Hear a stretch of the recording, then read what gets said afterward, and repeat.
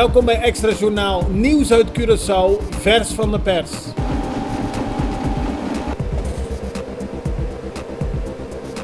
En dit is het nieuws van vandaag. Volgens Neisa Scopicenia, de beoogde minister van Economische Ontwikkeling die zich later zelf heeft teruggetrokken, is ze al 2 keer lastiggevallen met informatie die gelekt is vanuit de centrale bank.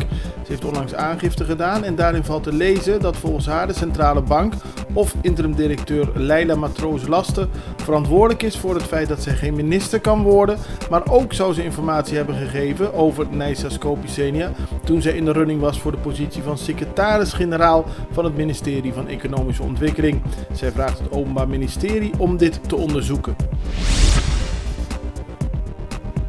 Er is nog geen wettelijke basis, maar er wordt hard gewerkt om te zorgen dat de alcoholblaastest binnenkort op Curaçao gebruikt kan worden en er ook voor kan zorgen dat mensen daadwerkelijk opgepakt worden. Volgens Quincy Gerigori is het belangrijk om een wettelijke basis hiervoor te hebben om op die manier te voorkomen dat meer mensen met alcohol achter het stuur gaan zitten. De bedoeling van het Openbaar Ministerie is om dit jaar veel mensen aan te pakken die met alcohol achter het stuur zijn gaan zitten.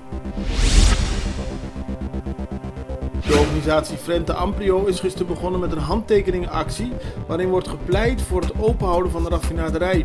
Dit gebeurde met een bijeenkomst in buurthuis Santa Maria waar enkele lezingen werden gehouden.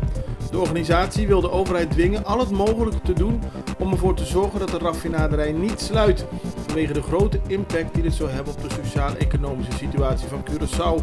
Ook is de organisatie er niet van overtuigd dat de huidige regering echt bezig is om te zorgen een nieuwe operator te vinden. Zij willen met de handtekeningenactie meer druk zetten op de regering.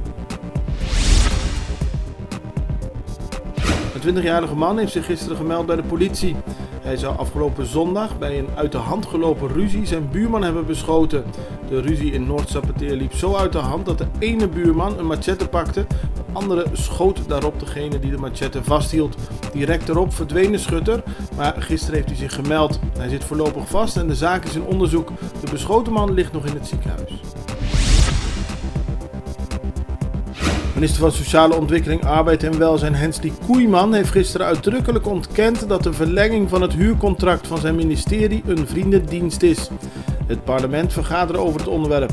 Koeiman kreeg veel vragen over de verlenging van de huur van het dure gebouw in Punda, dat al veel mankementen heeft gehad. Volgens hem is de huurverlenging goed voor de medewerkers van zijn ministerie en is er niets vreemds aan. Hotel Otrabanda zal op 27 juni worden geveild. Dat is gisteren bekend geworden. De huidige eigenaren van Hotel Otrabanda denken echter voor die tijd nog met een groep medewerkers. De eigenaren van Hotel Otrabanda denken echter voor die tijd nog tot een akkoord te kunnen komen met een groep mensen die geïnteresseerd is in het overname van het hotel. Mocht dat niet lukken voor 27 juni, dan zal Otrabanda daadwerkelijk worden geveild. De Sint-Maartense politicus Theo Heiliger heeft volgens het Openbaar Ministerie in Philipsburg meer dan $4 miljoen aangenomen in de afgelopen jaren als politicus. Hij zou dat hebben aangenomen van verschillende bedrijven, waaronder Windward Roads en de Caribische dochter van het Nederlandse bouwconcern Volkert Stevin. Ze rekenden via een Nederlandse tussenpersoon af met Heiliger, contant via money transfer of in natura, zoals een terrein en het verbouwen van zijn huis. In ruil hiervoor werden ondernemingen bevoordeeld bij het verstrekken van overheidsopdrachten.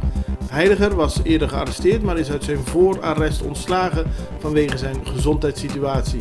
Dit was Extra Journaal met nieuws uit Curaçao in het Nederlands, elke doordeweekse dag. Tot de volgende keer.